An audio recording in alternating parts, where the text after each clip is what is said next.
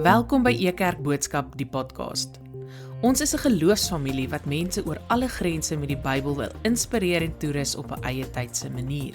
Jesus is die hartklop van Ekerk. Die Bybel is die middelpunt van alles wat ons is en doen. Mag vandag se boodskap jou verhouding met die Here verdiep. Geniet die boodskap.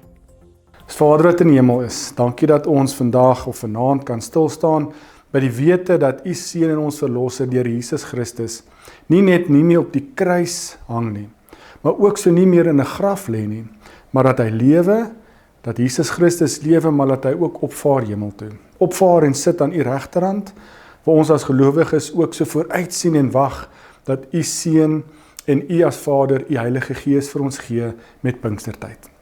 Here, laat ons vanaand fokus op wat U deur U woord vir ons wil sê. Ons weet ons lewe al reeds in die era van die Gees, waar U Gees besig is om U woord deel te maak van ons lewe. Laat ons vanaand luister, voordat in U groot en heilige naam alleen. Miskien het jy al hierdie belewenis of gevoel gehad. Daai gevoel van, daar's klomp stukke, daar's klomp brokkies inligting, maar daar's nog net nie iets wat maak dat jy dit aan mekaar kan weef om 'n goeie stukkie inligting vir jou te gee nie. Dit is ons soos dogtertjie wat nog bietjie jonk is, maar sy dink sy kan 'n legkaart of 'n puzzle bou, maar dan weet sy moet net die blikkies sit, die blokkies sit, vergewe my. Dan forceer sy as te ware bietjie die volgende stukkie. Soms in ons lewe gebeur dit ook so, dat ons klomp stukke van die puzzle of die legkaart het, maar ons kan nog nie presies sien, verstaan, raak sien waar die volgende stukkie is om 'n volledige prentjie vir ons te gee nie. Nou kom begin ek met hierdie gevoel of belewenis of ervaring. Dit is dalk miskien iets wat tydens hemelvaart, as ons na Lukas 24 kyk, en spesifiek meer die disippels beleef en ervaar het. So ek wil graag vanaand julle nooi, Lukas 24, vers 44 tot 52.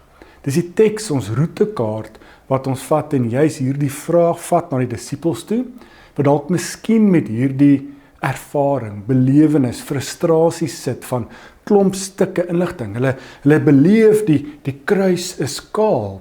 Hulle beleef die graf is leeg. Maar nou het Jesus ook die volgende paar dae, as ons terugkyk, het hy saam met hulle tyd spandeer. Hulle geleer, hulle onderrig.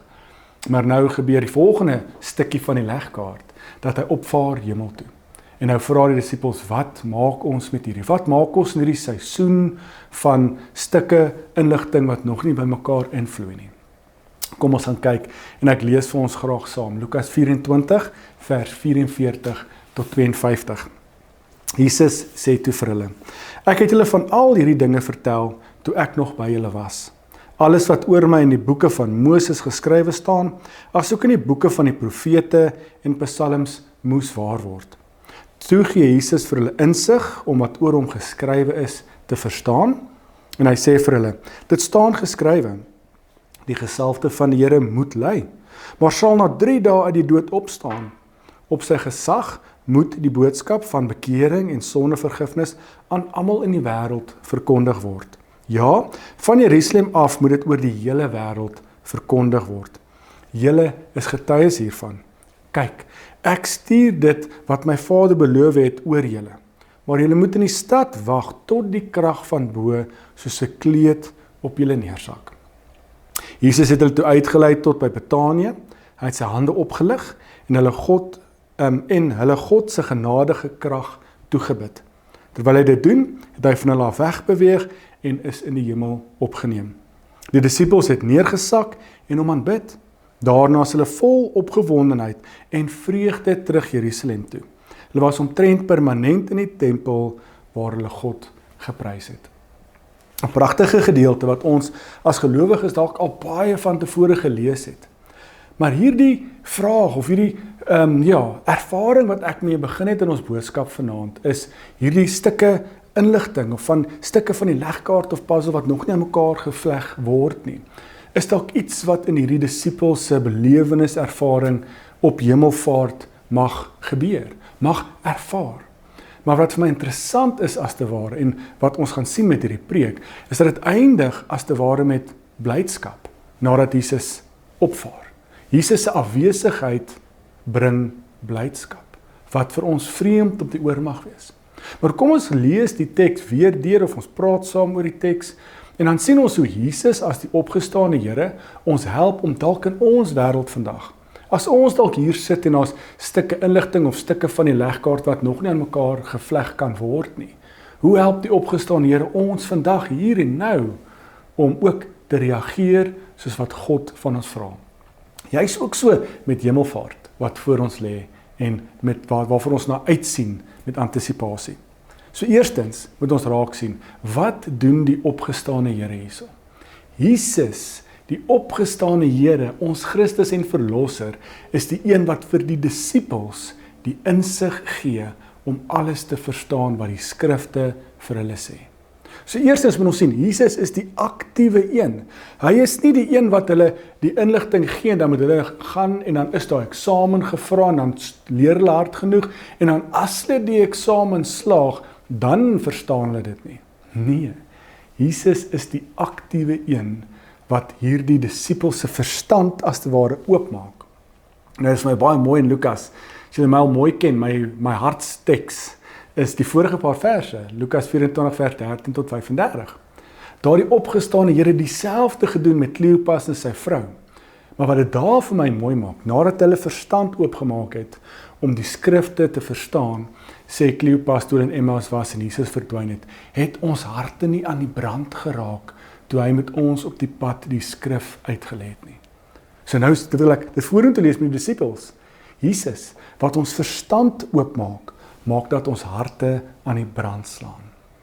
So ons lees die woord van God, maar dis opgestane Here wat ons hierdie skrif, ons woorde, die Moses, profete, psalms, die Bybel, die woord van God, verstaanbaar maak. So Stefan altyd so mooi sê, God is die lewende outeur wat teenwoordig is as ons sy boek lees. Maar so ook met Pinkster wat vorentoe voor ons lê, is dit God wat sy gees gee wat hierdie woord, sy Bybel, op ons harte skryf, sodat ons 'n deel maak van ons lewe. So dis nie net kopinligting nie. Dis nie net Bybelstudie bywoon nie. Dit is nie net 'n miljoen preke kyk of luister of lees nie. Nee, dit moet jou kop maar ook so jou hart verander. Nog meer, Jesus verander nie net ons kop nie, maar ook ons harte. So dis die eerste merker wat ek dink belangrik is in hierdie verhaal. Tweedens, moet ons nou vra, okay, Jesus praat met 3 disippels, maar hierdie disippels is al 'n paar jaar lank saam met Jesus in die bediening. So het Jesus het hulle geroep, hulle het hom gevolg, hulle het sy prediking gehoor, hulle het sy wonderwerke gesien, reg deur die evangelie het ons gehoor hoe Jesus hulle herinner aan die kruisgebeure. Jesus moet ly, moet oorgelewer word, moet sterf. Dis nou voor die kruis. Toe gebeur die kruis en selfs deur die kruisgebeure was hulle verward. Het hulle nog nie heeltemal 'n oop verstand en 'n oop hart gehad nie. Maar nou hierdie tyd tussen die opstanding en die hemelvaart is waar Jesus seker maak dat sy disippels se hart en kop oopgemaak word deur Jesus om sy woord en God se wil te verstaan. Nou kom sê ek dit. Hierdie disippels is al besig met 'n lang pad, 'n proses. Kom ons gebruik ons taal, hulle is al ou gelowiges. Hulle stap al lank 'n pad met die Here. Maar tog het hulle nog nie heeltemal 'n brandende hart nie. Maar dis die opgestane Here wat dit doen. Maar as Jesus dit doen, is die vraag wat? Hierdie disippels word dan verander na apostels toe, gestuurdes.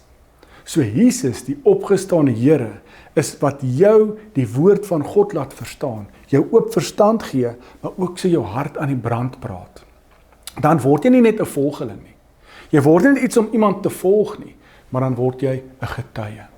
Dan begin jy deelneem aan hierdie verkondiging van die opgestane Here. Want dink mooi, wat is volgelingskap? Ons kan in ons wêreld vandag, jy kan soveel rekeninge of accounts volg op sosiale media. Jy kan hoeveel mense wat fitness instructors is of influencers is volg, maar jy kan nog steeds op die bank sit met 'n pak chips terwyl jy dit kyk. Om iemand te volg beteken noodwendig dit gaan jou transformeer en dit gaan jou maak beweeg om dit te doen nie. Maar die dag as jy dit begin doen en jy verander, dan raak jy 'n getuie. Dan raak jy 'n influencer om iemand te vertel van wat jy doen en die storie van jou transformasie. Nou dit is in hierdie verhaal presies wat Jesus hier doen. Jesus is die aktiverende iemand, die disippels bietjie wil skop, warm maak, om te sê, julle is nie net nou volgelinge nie. Julle het lank genoeg geleer, julle was lank genoeg in die universiteit van Jesus se aardse bediening. Nou is ek, Jesus, die opgestaan Here, die een wat julle hart en kop oopmaak, om te verstaan wat die woord van God se wil is, wat die woord van God sê oor Jesus en sy rol in God se wil. Maar nou is julle nie meer studente nie. Nou word julle getuies, gestuurdes, om dan juist na die uithoeke van die wêreld toe te gaan, soos Jesus hier vir hulle sê. Om nie net te bly en jou mense wat alreeds glo, meer te laat glo nie. Ja, so nou kom, hy sê tog bly in Jerusalem, maar tog is dit om na die uithoeke van die wêreld te gaan. Dis die tweede merker. Jesus is die een wat ons kop verstand oopmaak, brandende harte gee, om sy woord reg te verstaan. Tweedens is dit dan ook Jesus wat ons laat oorbeweeg van volgelinge na getuies. En dit beteken, terwyl hulle besig is om die woord te verstaan, terwyl hulle besig is om die woord te ken, word hulle getuies. Jy gaan nie eers die graad kry, eers goed genoeg wees, eers genoeg kennis hê, voor jy getuies word nie. Ons kan vertaal dalk deur te sê, terwyl ons toelaat dat die opgestane Here sy woord in ons kop en ons harte laat groei, word ons getuies, is ons getuies. In die vormingsproses is ons ook so getuies. Die derde merker, wat ek dink die teks vir ons baie mooi sê, is dat Jesus vir hulle sê, nadat hy hulle koppe oopgemaak het om die woord van God, die Bybel te verstaan, nadat hy hulle karaktereienskappe, hulle nuwe identiteit gegee het as volgelinge, sê hulle nou bly, wag in Jerusalem, en dis wat Pinkster vir ons so belangrik is, wag tot ek die helper stuur, dis nou Johannes taal, maar die een stuur wat my Vader, God, en ek Jesus vir julle beloof het. Wag tot die Heilige Gees vir julle gegee word. Nou dis my baie interessant, na die passie en aktivering bly.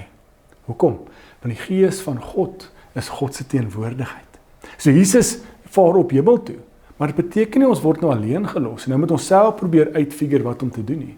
Nee, God is so goed, so liefdevol, dat hy sy Gees vir ons gee. Sy Gees vir ons gee, totdat ons die krag het, en bekleed word met die krag van die Gees, om getuies te wees, om te praat en te getuig van Jesus Christus en God se koninkryk. So wat beteken dit vir ons? Dis gehoorsaamheid, dis vertroue, dis Pinkster, om onsself toe te vertrou aan die Here, om nie die Here die pad uit te stam en sê, maar ek sou dit self doen nie, maar om te bly en te wag, en te vertrou, God wat die belofte gemaak het, hy gaan dit gee. God is die een in sy wese wat goed is, en wat sy beloftes nakom. Ons moet net vertrou. Miskien sit jy hier vanaand, of as jy na die opname kyk, en jy sit in hierdie seisoen van wag, maar jy voel nie die Here daarop nie. Miskien is hemelvaart en vooruitskou vir Pinkster, om dalk te vra waar ons kyk, as ons sê die Here het nie opgedaag nie. Want is ons verwagtings, wat ons projekteer en sê, die Here opdaag net so lyk. Maar miskien het die Here alreeds opgedaag. Miskien het die Here alreeds sy Gees gegee, hy het, en sy Gees is besig om sy woord deel te maak van jou lewe. En miskien is dit dan ons wat nuwe oë, Pinkster oë moet hê, om te sien waar is God aan die werk, waar is God se Gees besig om ons te transformeer, sodat ons kan gaan om getuies te wees in hierdie wêreld. Ek sluit af. Ons het begin hierdie boodskap met hierdie vraag van, miskien het ons in ons lewe iets beleef van 'n legkaart van ons lewe, 'n puzzle van ons lewe, waar daar klomp sekere fases of gebeure of events is, en ons kan nog net heeltemal in mekaar vleg om 'n mooi prentjie of 'n wil of 'n doel of iets daarmee te sien nie. Nou, dis 'n oop gedagte, dis 'n oop uitnodiging om te vra waar jy is in jou geloofsreis, die seisoen waarin jy is. Maar ek hoop Lukas 24, die disippels, beleef julle iets van hierdie uitdaging, hierdie seisoen van wag, van frustrasie, van onduidelikheid, nog nie die prentjie mooi helder sien nie, en dit kan iets vir ons beteken. Iets van die disippels, okay, Jesus het gesterf aan die kruis, hy is begrawe, maar hy is nie dood nie, hy lewe, maar nou los hy ons alleen, okay, maar ons moet wag vir die Gees, dit vat vertroue, so ons weet nie eintlik hoe gaan die getuies wees, wat is die volgende stap, Okay, so ons wag nou vir die Gees, maar wat daarna? Dis daai vertroue, dis daai geloof, as ek dit kan invertaal. Om te sê, as die Gees van God kom, sal die Gees ons laat beweeg in God se rigting. So, ek wil graag afsluit deur te sê, eerstens, vandag, besef, Jesus Christus is die een wat opdaag, in jou konteks sal ook al is. En hy is die een wat nie net jou verstand oopmaak nie, maar hy ook jou 'n brandende hart gee. Nie net insig gee nie, maar ook passie gee, om vir God se wil, vir God se koninkryk te leef, en dit elke dag doelbewus te leef. Tweedens, Jesus kom daag op daar waar jy is, en sê, jy is nie net meer 'n toeskouer nie, jy is nie net meer 'n volgeling nie, dit is goed om my te volg, ja, maar ek gradeer jou op vandag, jy word 'n getuie. Beteken nie met eers jou ereklere kry in geloof, of jou ereklere in kennis nie, nee, terwyl jy 'n getuie is my Gees by jou. Gaan my Gees my woord vir jou op jou hart grafeer, sodat dit deel raak van jou asemhaling, van jou gedagtes, van jou visie, van jou gehoor, van jou totale lewe. Maar doen dit. Derdens, sê Jesus ook, miskien is daar tyd wat ons moet bly en moet wag. Wat beteken, vertrou op die Here. Hoe lyk vertrou in jou konteks, in jou seisoen, in die tyd waarin jy is? Miskien is dit nog net die Here se tyd nie. Miskien raak ons ongeduldig in die wêreld waarin ons is van onmiddellike bevrediging. En die Here moes al reeds 2 dae terug opgedaag het. Maar miskien is die Here juist om te sê, maar bly en wag. Miskien is dit om dalk eerder om ons fokus, energie, te fokus weer op hom. Om te vra, wat is God se wil? Wat wil God hê met ons doen in ons konteks, in ons seisoene, waar die Gees van God ons na God se koninkryk toe vat? En derdens, iets wat ek nie eens genoem het nie. Hoe eindig die disippels hierdie verhaal? Hulle staan nie op en kyk, waar is Jesus en kom hy weer terug, of wanneer kom hy weer terug nie? Nee, hulle val neer en aanbid hom. Dis wat Hemelvaart vir ons gee. Om te weet en te vertrou dat God sy belofte en Jesus sy belofte gaan nakom, dat sy Gees vir ons gegee gaan word. Maar dit beteken, ons kan neerval en hom aanbid.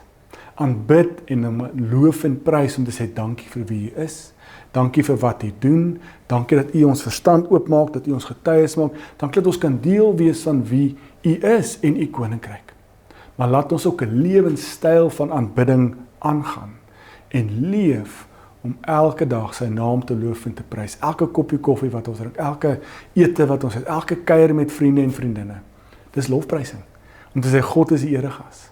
En God is die een wat altyd teenwoordig is, maar hy is ook die een wat al die eer kry. So as ons 'n stukkie droë brood eet, of bietjie botter dalk opsit, dan kan ons God loof en prys, want hy is daar, want hy is goed. Hy openbaar homself, hy het sy seun vir ons gegee, hy het ons vrygespreek, nog meer, hy het sy Gees vir ons gegee. En sy Gees is teenwoordig in ons lewe, en dit is 'n rede om hom te loof en te prys. Ek wil graag afsluit, laaste deel, om hulle uit te nooi na ons Pinkster toe. Ons kyk vorentoe na Pinkster. So Stefan gaan Sondagoggend ons Pinksterreeks afskop. Die tema is gebed binne die kragveld van die Gees. En hierdie as 'n wegspringblok van Hemelvaart, moet ons nou in ons geestesoë en in ons gedagtes ook vorentoe kyk na Pinkster. Wat gebeur dit as God nou hierdie belofte nakom en sy Gees vir ons gee, sy helper vir ons gee? En ons tema gaan ons juist bietjie fokus oor hoe Pinkster, die teenwoordigheid van die Gees in ons lewe, ons gebedslewe en ons geloofslewe radikaal Godwaarts oriënteer, heroriënteer en verander. So ons nooi julle uit, Sondagoggend begin ons Pinkster, en dan is dit Maandag, Dinsdag, Woensdag aande, gaan ons hierdie tema van gebed binne die kragveld van die Gees verder vat. Kom ek sluit vir ons af met gebed en ons vra ook die Here se seën. Here, dankie vir die geleentheid waar ons by mekaar kon kom en kan kyk na U wat opvaar hemel toe, na die wolke en weet U is weg. Maar U is nie weg nie, want U het die teenwoordigheid vir ons teruggebring deur die Gees wat U vir ons gegee het. U is teenwoordig in ons lewe deur die Gees wat U vir ons gegee het. Dankie daarvoor. Dankie dat U ons nie alleen los nie, dankie dat U ons nie net in die donker laat probeer rondval om self te probeer uitfigure wat om te doen nie, maar dat U opdaag in ons harte en ons verstand oopmaak om insig te kry oor U wil, oor U woord, om te verstaan wat U wil is vir ons lewe, maar ook so die rol van Jesus Christus in ons geloofslewe. Dankie dat U ons ook opgradeer as te ware, 'n nuwe identiteit gee, karakter gee as 'n getuie. Laat ons nie sit en dink ons moet eers goed genoeg wees nie, of eers als reg hê nie, eers die antwoorde hê nie. Nee, U is saam met ons, die Gees is saam met ons, en so help U Gees ons om in die prosesse 'n getuie te wees, te vertel van die goedheid, van die liefde, van die genade. Dankie dat ons kan neerval en U kan loof en prys. Dankie dat ons 'n rede het om U te loof en te prys. Dankie dat ons ook so geduldig kan wees en kan weet U is 'n goeie genadige God wat U beloftes nakom. En so is hierdie belofte van Pinkster 'n realiteit. En dankie daarvoor. Hier natuurlik vra ons dit nie omdat ons hard genoeg bid of skree of lank genoeg vra nie, maar ons vra dit alleen in U seun ons verlosser se naam, naam van die Here Jesus Christus. Amen. Dankie dat jy vandag saam gereis het. Mag jy die boodskap elke dag saam met jou dra en weet dat die Here naby is en jou liefhet. Tot volgende keer. E-Kerk, Jesus sigbaar, voelbaar, verstaanbaar.